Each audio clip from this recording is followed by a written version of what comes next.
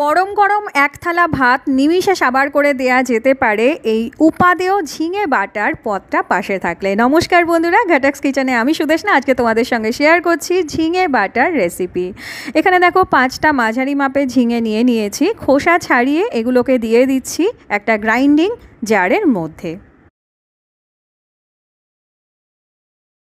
এরই সাথে দিয়ে দিলাম 4-5টা কাঁচা লঙ্কা এবং 4-5 কোয়া রসুন এবং সুন্দর করে এটার একটা পেস্ট বানিয়ে নিচ্ছি। এবার কড়াইতে দিয়ে দিচ্ছি সর্ষের তেল, 1 চিমটি কালো জিরে, 2টো শুকনো লঙ্কা। ফোড়নটা যখন হালকা ভাজা ভাজা হয়ে যাবে সেই সময় দিয়ে দেব একটা মাঝারি মাপের কুচিয়ে রাখা পেঁয়াজ।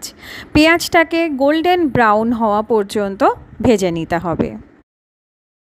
পেঁয়াজের রঙটা বাদামি হয়ে গেছে, অ্যাড করে দিচ্ছি এর মধ্যে 8 থেকে 10 কোয়া কুচনো রসুন। রসুনটা থেকে সুন্দর ভাজা ভাজা গন্ধ বেরোতে শুরু করলে এর মধ্যে দিয়ে দেব আগে থেকে বানিয়ে রাখা ঝিঙের পেস্ট। তো আমাদের কিন্তু 60% রান্না এখানেই হয়ে গেল। বাকি যে 40% আছে সেটাকে কিন্তু এই রান্নাটাকে অনবরত নেড়ে টানিয়ে শুকনো করে নেয়ার অপেক্ষা। সামান্য একটু চিনি এবং স্বাদ মতো নুন এর মধ্যে দিয়ে দিলাম এবং এটাকে মিডিয়াম টু লো হিটে অনবরত নেড়ে ড্রাই করে নিতে হবে।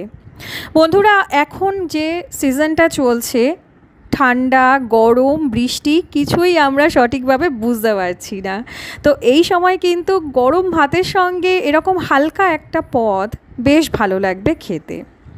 অবশ্যই কিন্তু এইভাবে একবার ট্রাই করার অনুরোধ থাকবে।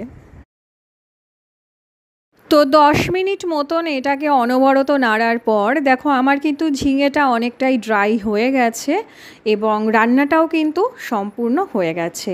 একজনের পরিমাণে আমি যেহেতু বানিয়েছি, আমার জন্য এইটুকু যথেষ্ট ছিল ঝিঙে। তোমরা কিন্তু মাথা হিসেব করে ঝিঙেটা ব্যবহার করবে। যাই হোক, আশা করলাম রেসিপিটা ভালো লাগলো। অবশ্যই পাশে থেকো, দেখা হচ্ছে নেক্সট রেসিপি নিয়ে। Bye bye.